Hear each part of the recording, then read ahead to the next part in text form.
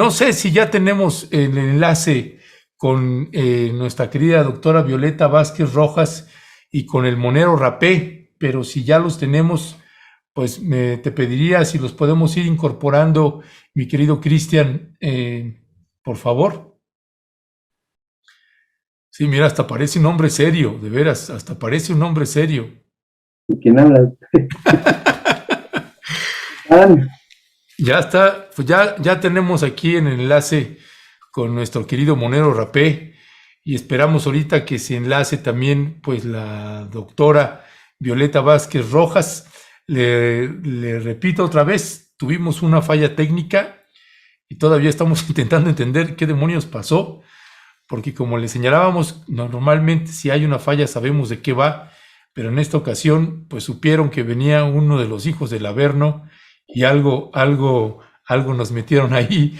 Mi querido Rapé, ¿cómo estás? Muy buenos días. Muy bien, muy buenos días. ¿Cómo están ustedes? ¿Me escuchan bien? ¿Cómo estás? ¿Cómo estás, Rafael, mi querido Rapé? Buenos días. Y sí, qué raro, ¿eh? Como si hubieran dicho, no.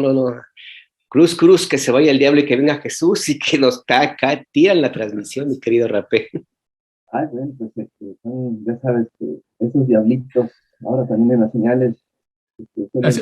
Oye, Rapé, no sé si tienes audífonos, te escuchamos ahí bastante así con el audio un poco opaco. A ver qué tal ahí. ¿Me escuchan? No, ¿verdad? ¿Me lo No, yo no creo que está tomando conectado ese micrófono, ¿no? El que pusiste, no. Ya está la doctora Violeta Vázquez Rojas, mi querida Violeta, muy buenos días, bienvenida. Hola, buenos días a todos. Perdón por llegar un poco tarde. Estaba aquí, pero estaba un poco descombobulada por la falta de conexión. Pero buenos días, Ernesto, Alberto. Buenos días, Rapé. Hola, buenos días. Buenos días, doctora. No se preocupe, nosotros también acabamos de llegar. Ya vi.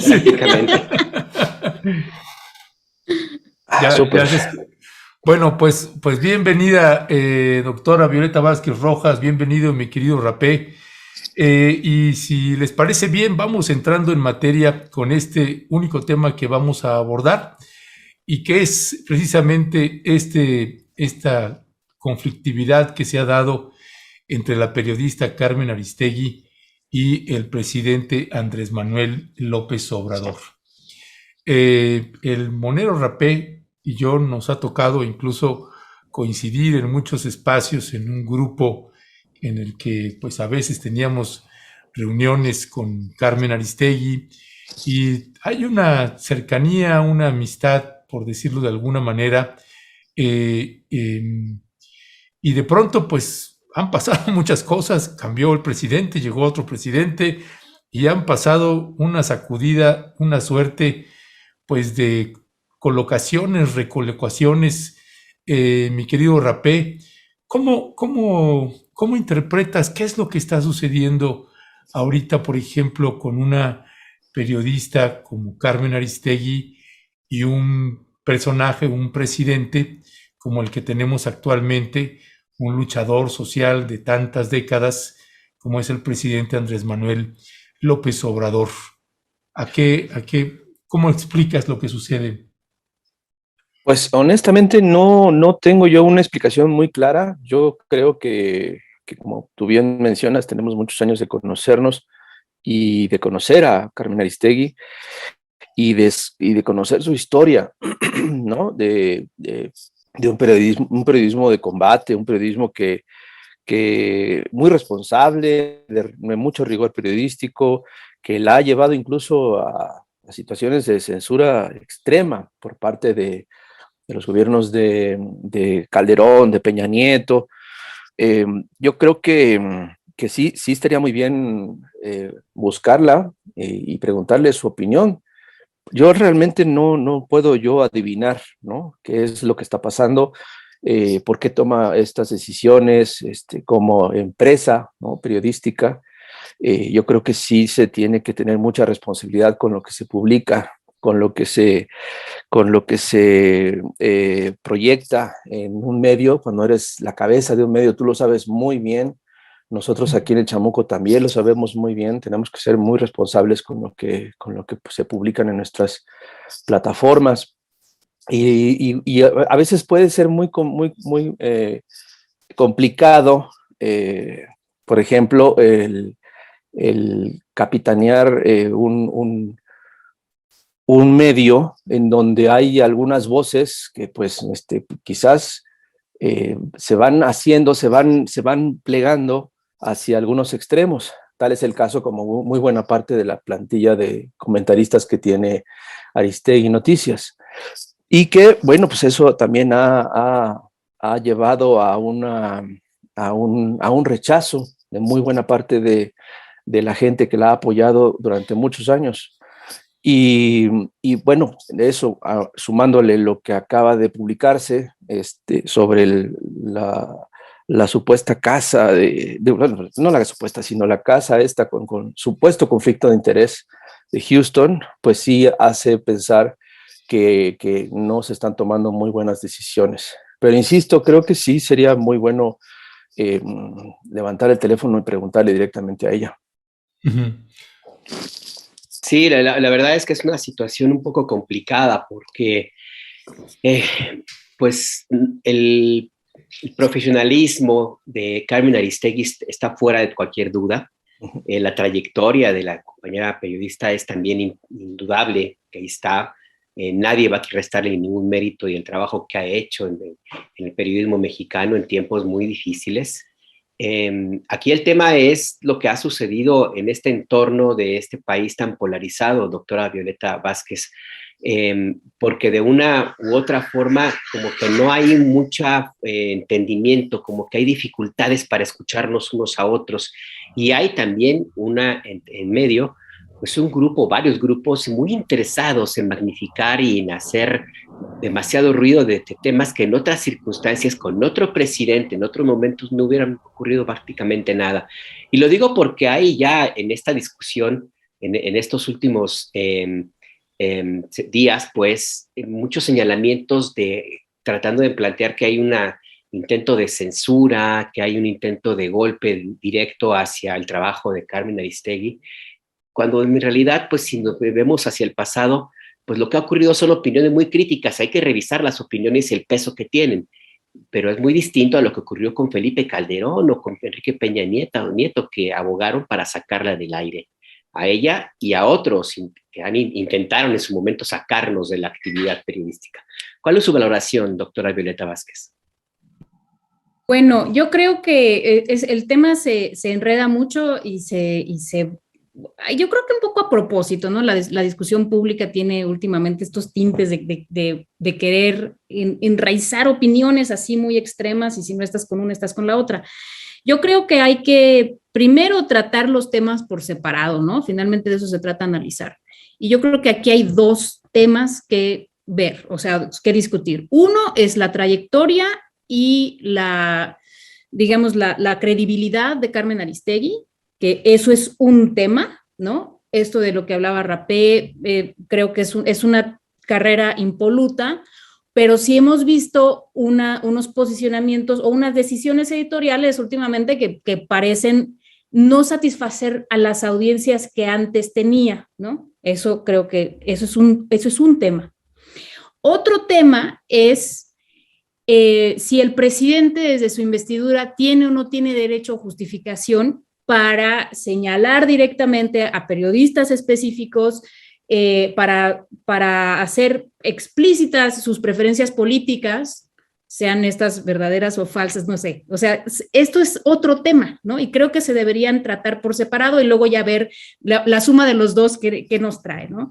Entonces, yo creo que por el lado, yo ahorita me voy a limitar nada más a la primera parte. Creo que en el caso de Carmen Aristegui, lo que vale la pena es tratar de entender, ¿no? A las dos partes, que entender no es justificar. Cada vez que uno trata de entender un momento político dicen que lo está justificando, pero no se trata de justificar en automático, sino justamente como de ver cuál es la racionalidad detrás.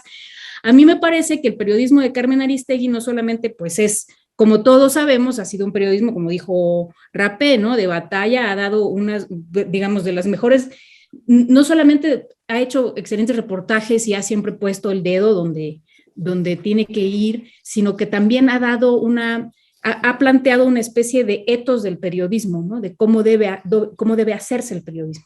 Ahora, lo que pasa es que ese etos del periodismo, como un periodismo que le contesta al poder, bueno, pues dado que las fuerzas la configuración de poder ha cambiado, no completamente, pero sí un poco, ahora se entiende de otra manera, ¿no? Ayer estaba leyendo un artículo de Marta Uruchurtu, donde también trata de entender, y es del año pasado, ni siquiera es de este conflicto en específico, pero Marta trata de entender qué es lo que motiva este cambio en la línea editorial, o lo que ella percibe como un cambio en la línea editorial de Carmen Aristegui, y dice, bueno, realmente no es un cambio, lo que pasa es que es un periodismo que se ha, digamos, parapetado detrás del ataque a una supuesta clase política, ¿no? Como si existiera una clase política, un grupo de gente que gobierna, ¿no?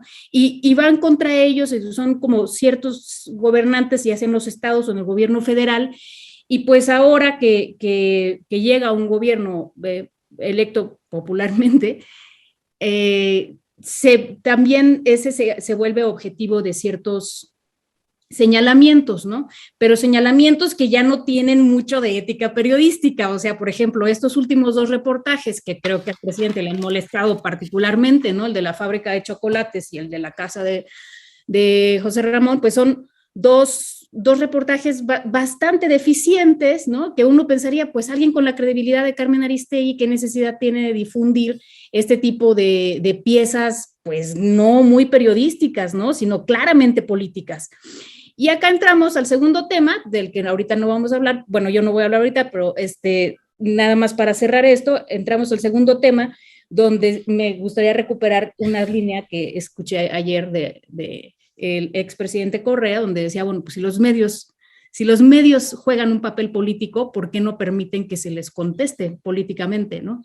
Pero eso yo creo que ya es de siguiente discusión. Gracias, Violeta.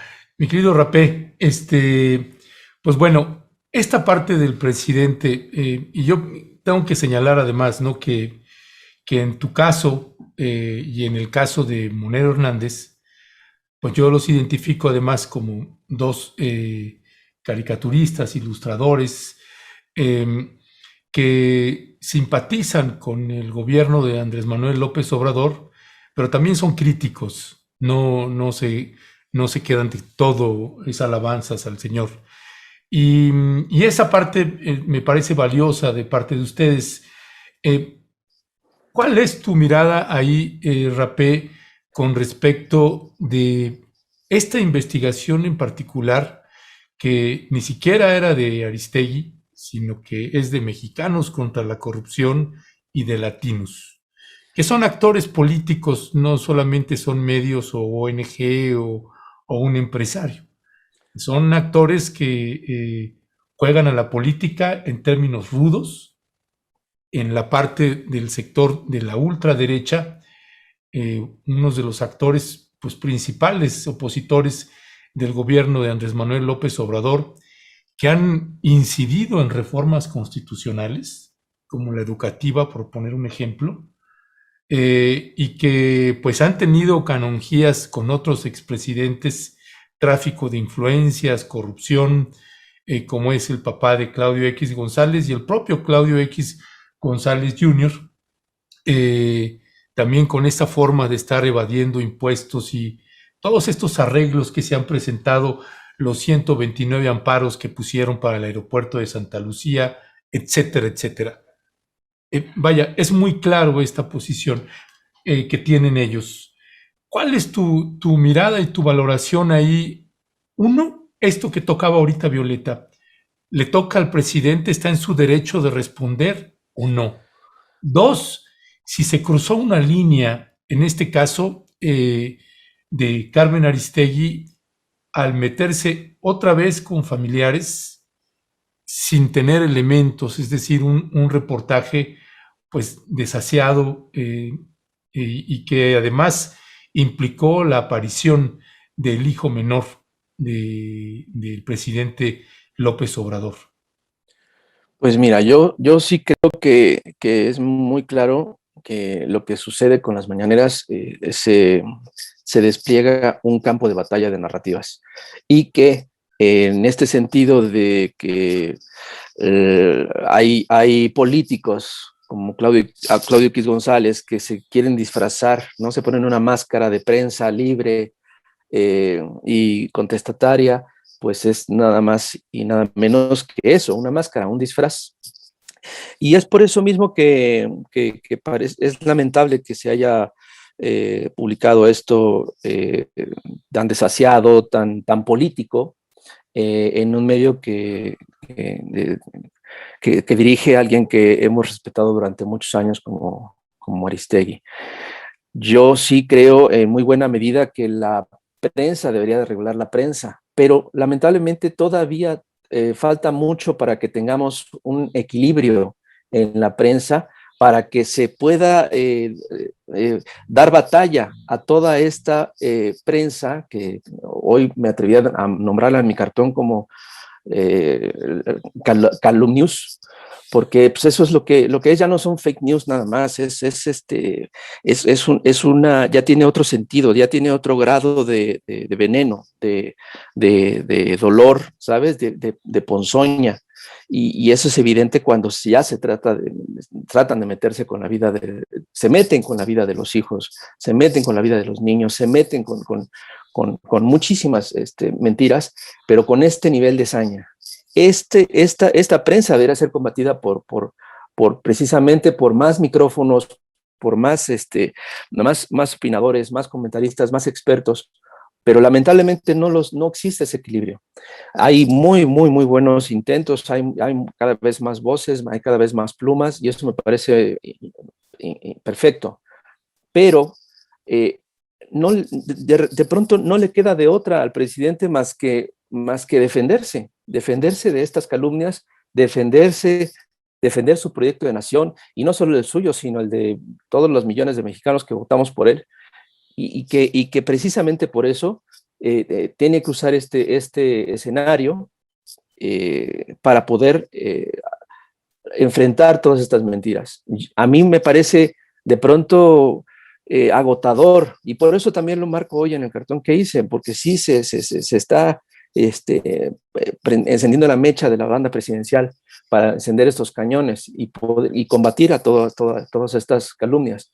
Pero sí me parece que en estos momentos no queda de otra.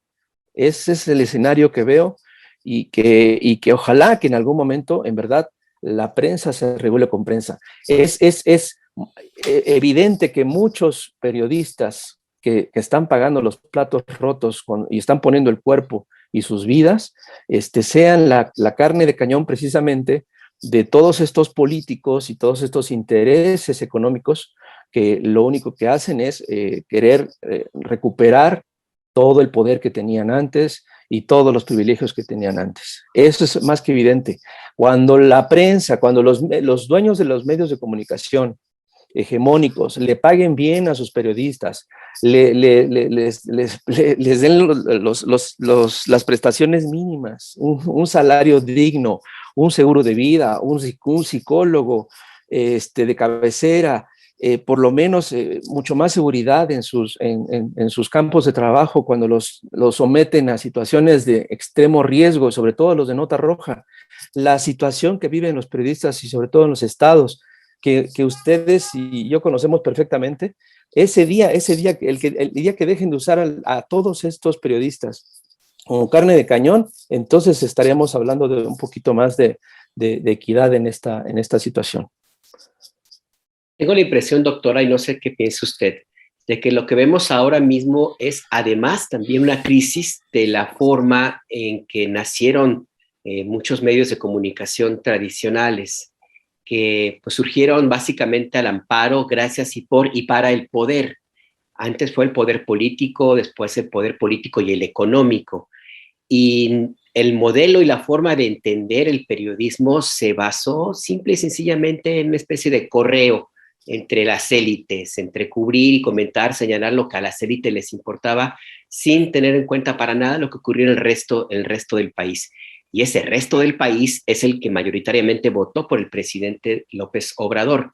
Y por eso ahora que no existe esta dependencia económica también, pero sobre todo también de la posición que tenían algunos de estos medios y sus opinadores de ser los que guiaban la opinión pública nacional, pues se encuentran en una especie de confusión y la forma de reaccionar es esta que vemos ahora. Pero, ¿qué piensa usted sobre este punto? La prensa se regula con la prensa, pero la prensa en estas circunstancias, en esta crisis de inestabilidad, que yo llamaría incluso hasta personal, tiene capacidad de regularse a sí misma, doctora?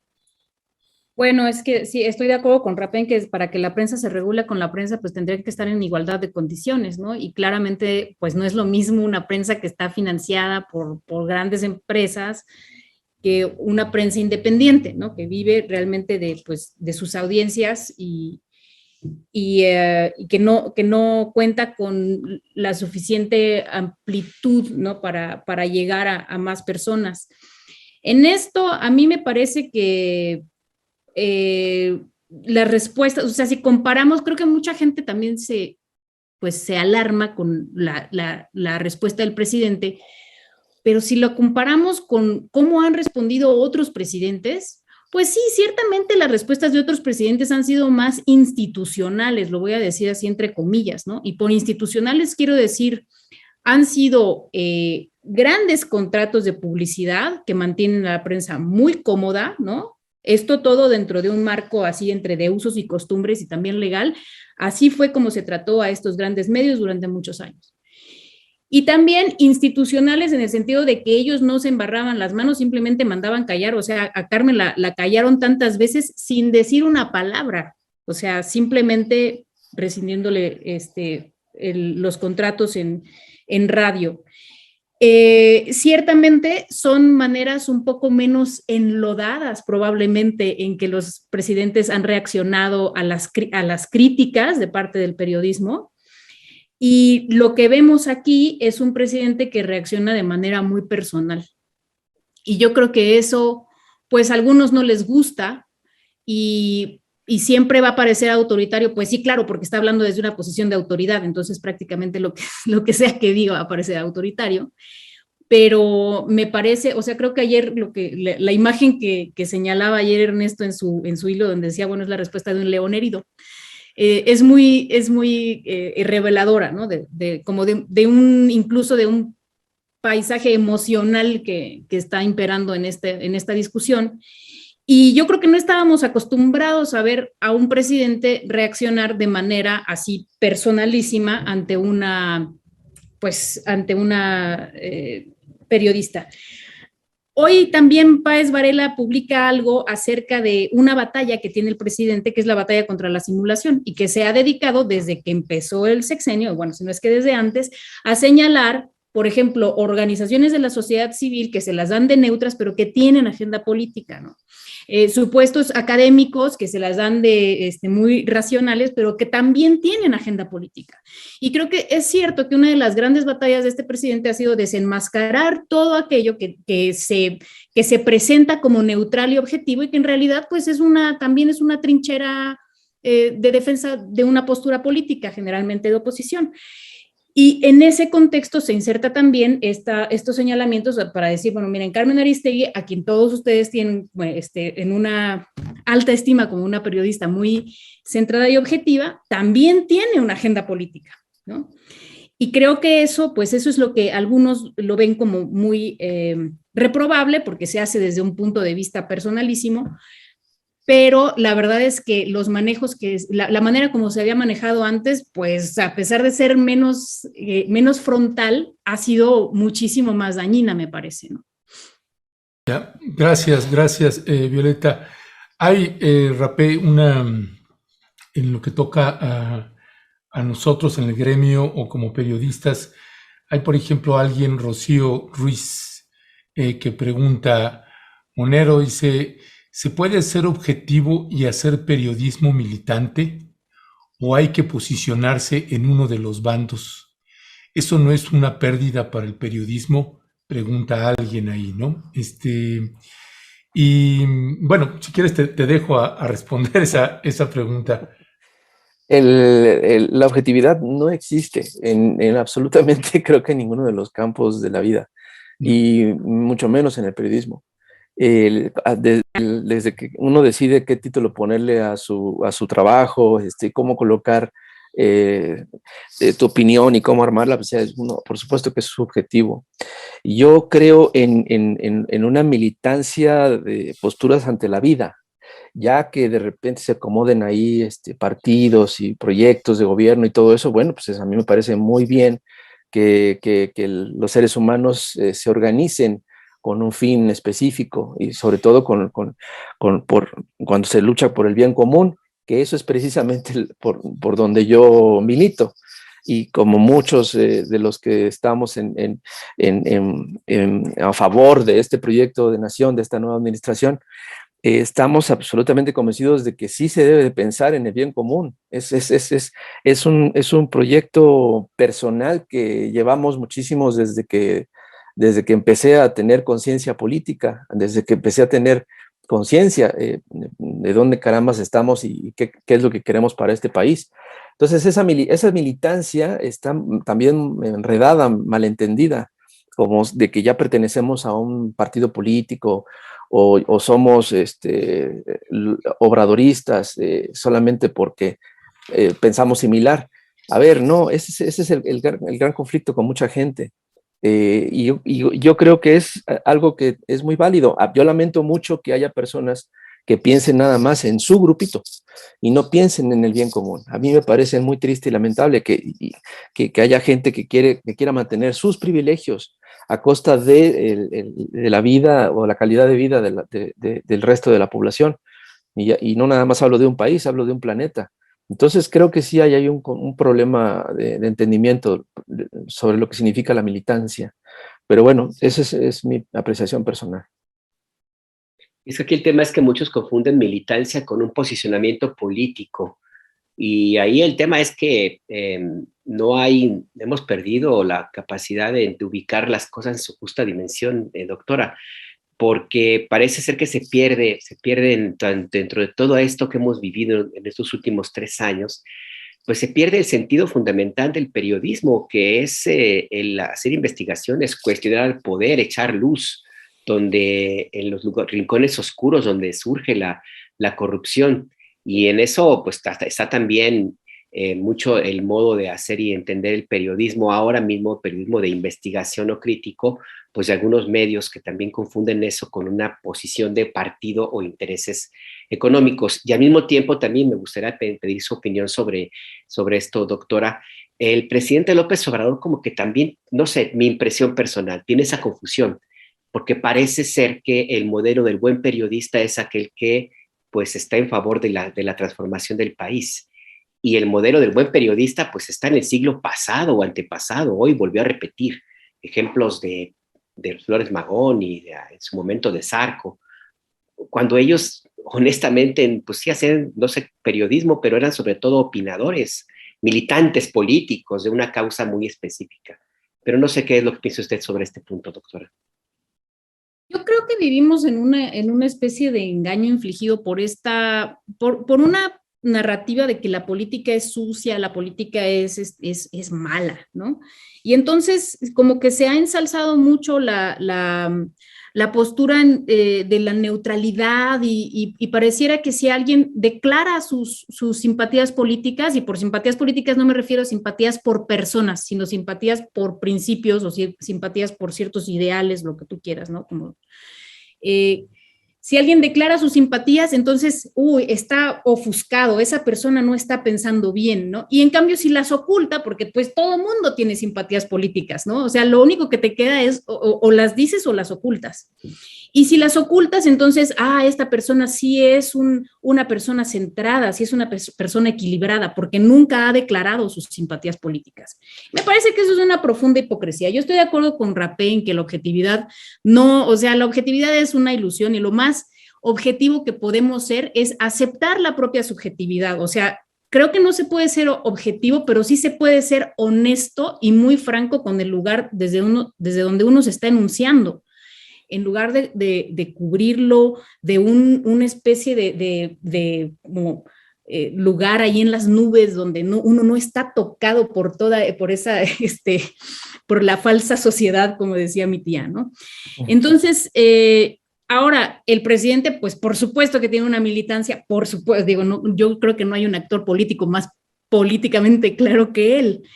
Y desde allí es de donde se enuncia, y eso es muy claro, y eso es, creo, lo que también se considera como poco institucional, porque él es el presidente de todos. A ver, sí es el presidente de todos, pero él llegó allí con una plataforma y con una idea de la política que a todos nos es conocida. Entonces, pedirle mesura y pedirle objetividad cuando suceden cosas como esta, insisto, a lo mejor no nos puede gustar el modo, pero creo que si los medios están haciendo un juego político, pues también van a tener una respuesta política, ¿no? Y es mejor asumir cuál es la simpatía o cuál es la militancia que esta ilusión, me parece muy simuladora, de decir que no se le tiene, ¿no? Que no, o sea, si tú ves, por ejemplo, las personas que opinan en la mesa de Aristegui, con excepción de Fabricio Mejía y Lorenzo Meyer, pues resulta que ninguno tiene preferencias políticas. O sea, pero su preferencia política es criticar en el sentido de quejarse o señalar defectos constantemente, con o sin razón, con o sin evidencia, del presidente, ¿no? Pero jamás tocan, como bien lo señaló Ernesto y como se le señaló a Carmen Aristegui en una carta que le mandaron sus escuchas en 2020, ¿no? Le dicen, pues nunca hablas de mexicanos contra la corrupción. Entonces, creo que las audiencias mismas se están dando cuenta, o sea, no es tampoco algo que el presidente les está abriendo los ojos, o sea, creo que también es algo que las propias audiencias van reclamando, ¿no? Tu micrófono, el resto. Para que luego no diga que hay censura, nada más tiene el teléfono, el micrófono apagado, ¿eh? Tú ni digas, cabrón, no, tú ni me hables del micrófono apagado. Híjole, ya ve, doctora, ya ve ese Rapé cómo no aguanta la crítica. Qué barbaridad. No, Oye, los periodistas. Oye, mi querido Rapé, esta parte por ejemplo, no se le puede tocar al presidente.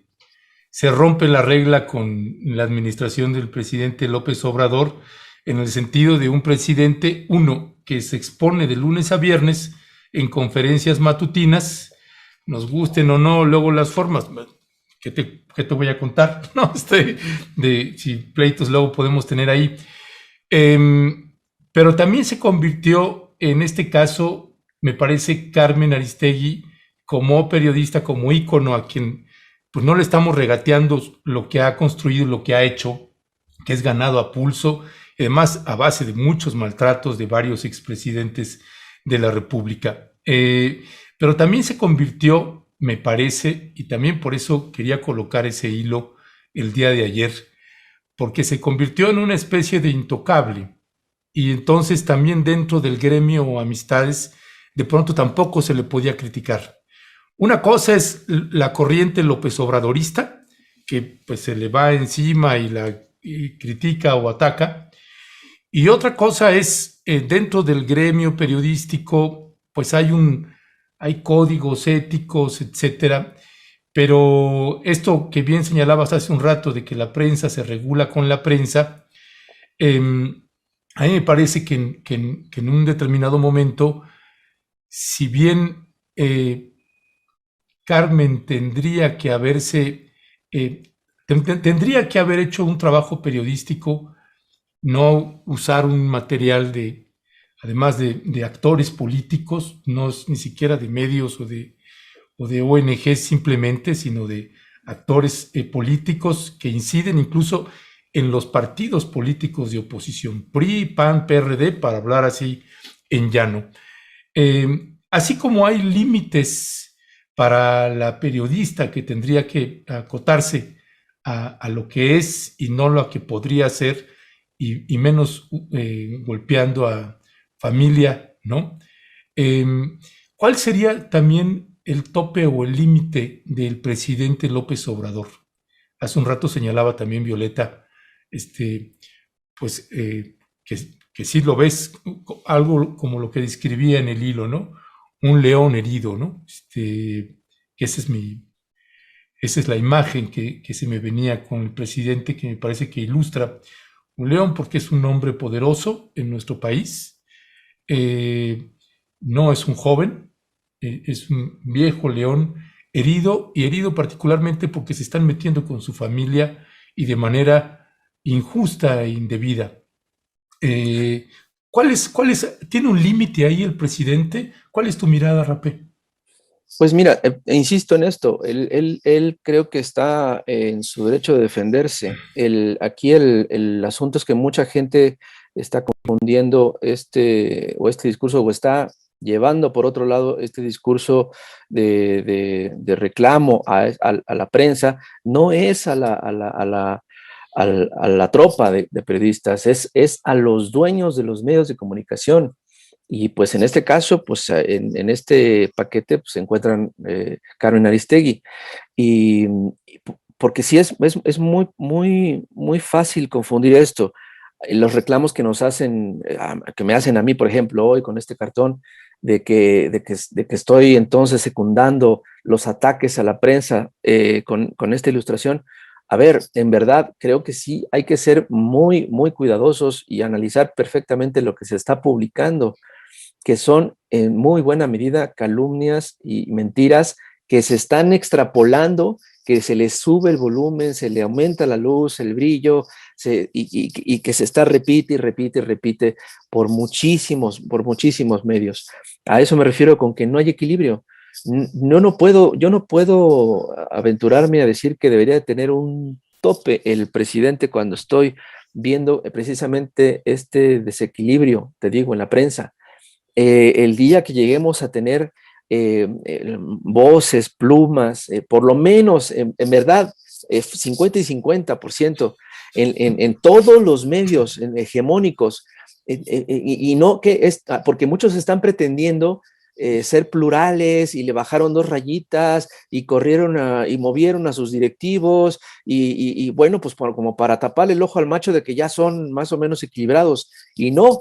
Los medios siguen siendo mayoritariamente del lado de los intereses económicos, de los poderes fácticos, de muchos intereses económicos que quieren recuperar estos privilegios de no pagar impuestos y todo esto.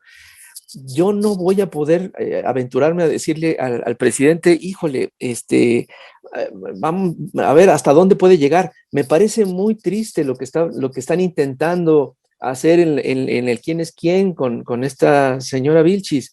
Me parecen muy tristes algunos ejercicios que se están intentando hacer, pero creo que no queda de otra. O sea, me parece que sí es fundamental dejar muy claro cuándo se está calumniando, cuándo se están incluso exactamente amplificando las mentiras y las calumnias. En este caso, como todo ser humano y como bien describiste, como león herido, pues oye, yo también, si me tocan a mi hijo, pues creo que me voy a poner medio salvaje. Y sea presidente o no, o sea, simplemente... Y quítale el medio, ¿eh? Uno sí se pone, yo sí me pongo bien salvaje. Entonces, sí. Y bueno, pues sí, es muy poderosa su palabra, es muy poderosa su tribuna, pero pues que no se confundan las cosas. O sea, no se le va a perseguir, no se le va a correr, no se le va a despedir a nadie, no hay censura. Hay no hay autocensura en algunos medios. Hay limitaciones, pero te digo, solamente es para taparle el ojo al macho de que ahora somos más plurales. Miren, ahorita tenemos una cuota ahí de columnistas de izquierda y algunos micrófonos y algunos... No. Esto todavía sigue siendo muy inequitativo, mucho. ¿Estás hablando de Carlos Marín? No, ¿verdad? Pues... Ese lo dije yo, para que no meterte en problemas. Esa es mi opinión, mi querido Rapé.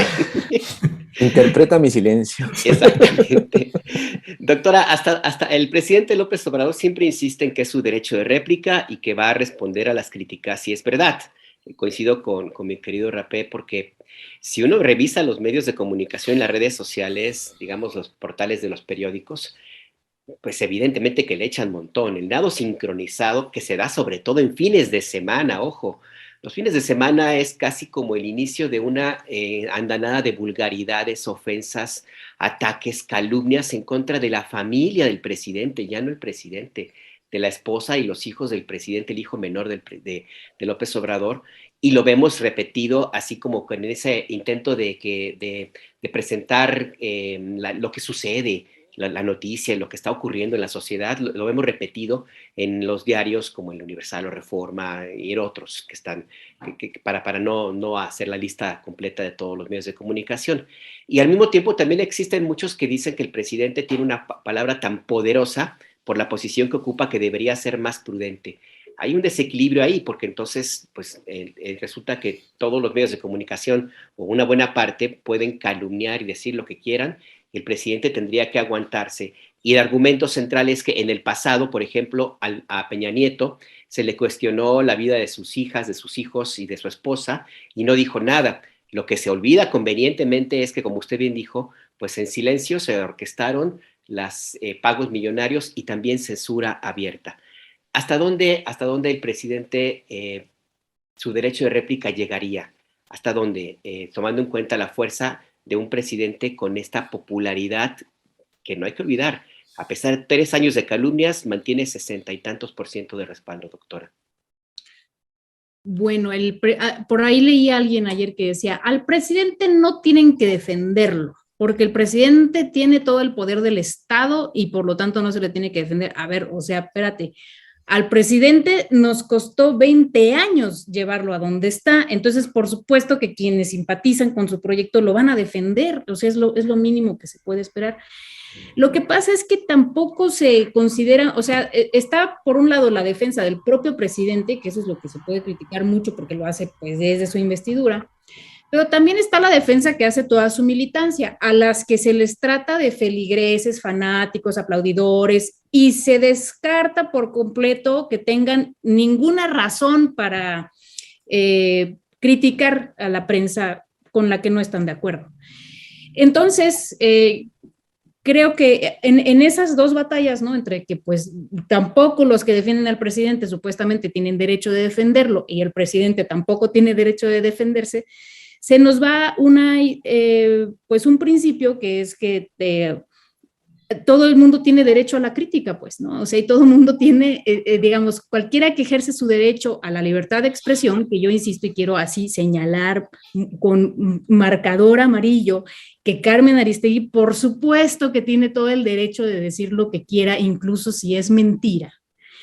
Siempre y cuando también se tiene, bueno, sin el siempre y cuando, tiene incondicionalmente ese derecho, cualquiera lo tiene, pero también cualquiera tiene incondicionalmente el derecho de desmentir lo que es evidentemente falso o de contestar algo que es un engaño, etcétera. Entonces creo que generalmente se habla del derecho a la libertad de expresión, pero como si ese derecho fuera una especie de fuero que mantiene a ciertos periodistas y como dije, ¿no? Como los consagrados como neutrales y profesionales, los mantiene fuera del alcance de la crítica, ¿no? No se les puede tocar ni con el pétalo de un desmentido, porque entonces está uno atentando contra su libertad de expresión. Y creo que esa es una manera muy perversa de pensar en la libertad de expresión, ¿no? O sea, la libertad de expresión tiene que ser irrestricta, pero también tiene que ser irrestricto el derecho a contestar, porque es parte de la libertad de expresión de la otra parte, digamos. Por supuesto, siempre va a estar el debate, y aquí la verdad es que no tengo una postura, el debate de si una figura de poder como el presidente tiene límites para esa libertad de expresión, pero también creo, como diría Elisa Godínez, que allí algunos medios no están reconociendo que ellos también son poder, ¿no? O sea, no, esto de que los medios solamente son críticos del poder, no, los medios son un poder también, y en ese sentido también son criticables, ¿no? Rapé. Sí, yo quiero agregar precisamente a esto que está diciendo la doctora Violeta, de la posición que tiene el presidente Andrés Manuel López Obrador, es muy recordada, y él mismo lo trae a cuento de manera reiterada de lo que le pasó a Francisco I. Madero con la libertad, el libertinaje de prensa que existió en su momento. Y hay algo que a mí me parece una cosa muy chistosa, imagínense, y una vez lo señalamos en un programa de Chamuco TV, pues, ¿qué hubiera pasado si Madero hubiera tenido unas mañaneras? pues hubiera tratado de defenderse, quizás si hubiera tenido un poquito más de ese ímpetu y esa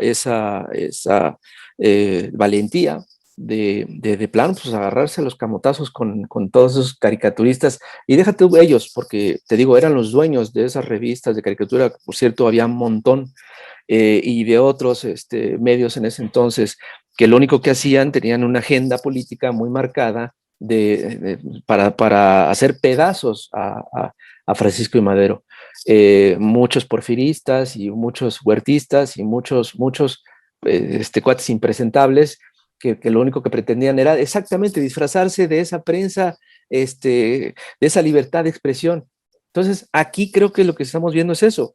Él está tratando de defenderse precisamente de toda esta pantalla, esta máscara de prensa libre, ¿no? Sin bandera. Entonces, creo que a mí me parece muy claro cómo es que se está tratando de usar a la historia como escuela, como lección de vida política de un país para precisamente defenderse y no dejarles a todas estas personas, estos medios, que como bien señalan que los fines de semana ya los agarraron como no hay mañaneras, ya los agarraron como el único momento para dar con todo su veneno y por no decir otras secreciones peores. Gracias, Rapé. Violeta, ya para cerrar, una reflexión final de algo que no hayamos atinado a preguntarte y que te gustaría también colocarlo pues en el ángulo de la reflexión de quien te está escuchando. El micrófono. Sí, perdón. Te va a regañar Alberto, cuidado. Andas como león herido, mi querido Ernesto. Pues sí, imagínate por un micrófono silenciado. Qué simbólico, ¿te das cuenta? Simbólico, sí, exactamente. Sí. Doctora, por favor. Bueno, no, yo nada más creo que, pues ya como última lección de todo esto, creo que a pesar de la estridencia, siempre contamos con algunos medios que son equilibrados, y por equilibrados no quiero decir que se vayan al centro, ¿no? Sino que justamente tratan de entender las motivaciones de un lado y del otro, y pues de tomar una postura razonada, ¿no? Creo que eso es lo que ayer trató de hacer Ernesto. Por ahí vi a otras personas que estaban tratando de hacer propiamente un análisis, o sea, de separar lo que es separable y de tomar una postura ante cada una de estas cosas. Creo que el trabajo de Carmen Aristegui se puede seguir respetando y su trayectoria, etcétera, ¿no? Sin más aspavientos. Y al mismo tiempo se puede reconocer cuando ha habido, pues cuando se nota un dolo detrás de la difusión de una supuesta noticia que no tiene ningún valor informativo. Entonces, me parece que se puede seguir haciendo este ejercicio de tratar de buscar la racionalidad detrás de las posturas y sin caer en los tintes de estás conmigo, estás contra mí, ¿no? O sea, creo que aquí todo el mundo ha sido crítico de ambas partes y creo que ese es el valor de ejercer la crítica, pues, o sea, ponderar razones de un lado y del otro, ¿no? Y ojalá que eso se siga haciendo, porque de otra manera, pues vamos a acabar nada más a los sombrerazos sin que haya ningún avance en la discusión pública, ¿no? Muchas gracias por invitarme, fue un honor estar aquí con Rapé y con ustedes. Al contrario, gracias, hombre, al contrario, no es para mí. Rapé, igual, dígame. Una reflexión final. Pues estoy absolutamente de acuerdo con cada una de las palabras que dijo la doctora Violeta Vázquez Rojas, porque precisamente creo que todos estamos en este escenario político en una dimensión en la que tenemos que ser muy responsables de lo que decimos, y precisamente la libertad de expresión conlleva mucha responsabilidad. A mí me parece lamentable que mucha gente se quiera escudar en una postura contra el poder cuando no entiende lo que es el poder o no quiere entender lo que es realmente el poder en estos momentos. Y no nada más es un régimen, es los poderes tremendos que siguen teniendo una fuerza tremenda, millonaria, con todos los recursos, con todos los medios, Ahora sí que como dice, como decía el sabio, Lozoya, tienen tiempo y recursos para rompernos la madre. Entonces, en verdad hay que tener mucho cuidado con eso. Y yo por eso voy a terminar con la frase de mi querido Toño Helguera, en donde sí recalcó en la Feria del Zócalo de que, pues no va a criticar a lo pendejo, ¿no? Exactamente dijo, cuando hay cagadas lo critico, pero no me voy a poner a atacar a lo pendejo a un gobierno que esperé toda mi vida. Entonces sí, precisamente hay que ser, te digo, muy responsables con esta libertad de expresión, de la cual sí gozamos, y que algunos nos quieran ver la cara de que es otra cosa. Ya. Pues sí, aquí lo importante es la transparencia, que cada quien sea ético y que diga abiertamente desde dónde está planteando sus opiniones e investigaciones. Creo que sería muy saludable para terminar ya con esta polarización, este diálogo de sordos que, híjole, llevamos ya varios años y pues parece que no hay forma de que termine. Gracias, doctora Rapé. Pues gracias Violeta, gracias Rapé, y pues el festival va a seguir. Nos despedimos de la doctora Violeta y del queridísimo Monero Rapé, y ahí vienen los Maxi Abogados. Córranle por su cafecito y estamos de retro en un instante. Regresamos.